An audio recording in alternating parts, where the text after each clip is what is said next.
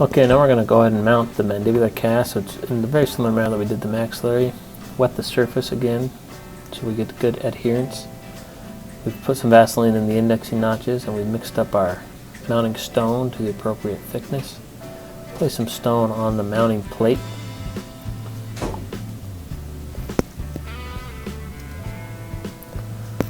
Make sure it gets into the undercuts of the mounting plate. And then put a section of stone right in the center of the cast.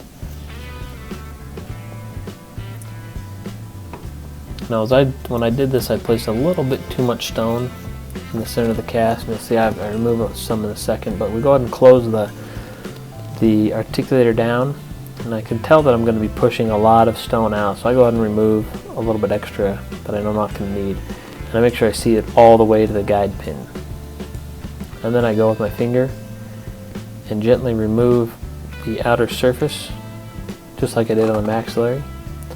To remove any excess stone, create a little bit of a concave surface of the stone.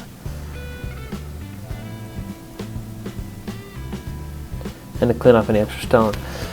I want to do this as cleanly as possible. I don't want to get a lot of extra stone on my articulator because I just have to go back and clean that off later.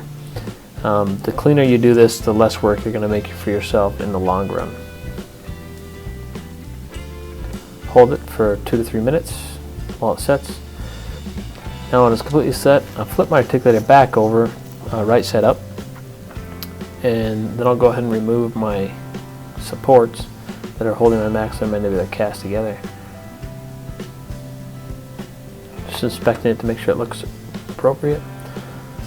Go ahead and remove these little supports off. They come off relatively easily. If you jostle this at all, they could break free while you're mounting it. But once they're mounted, we can go ahead and take it off. There's some extra wax that's left on the cast that I need to make sure I remove completely.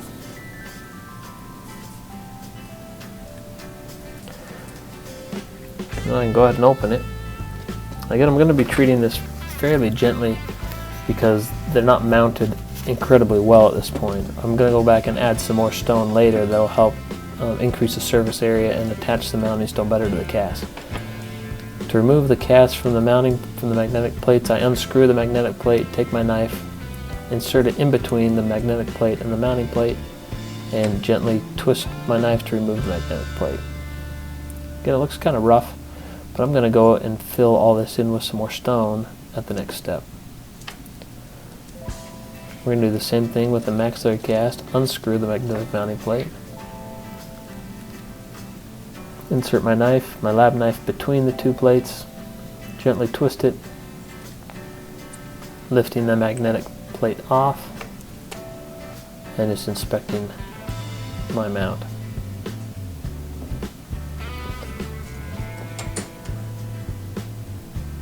I'll go ahead and replace the magnetic mounting plates.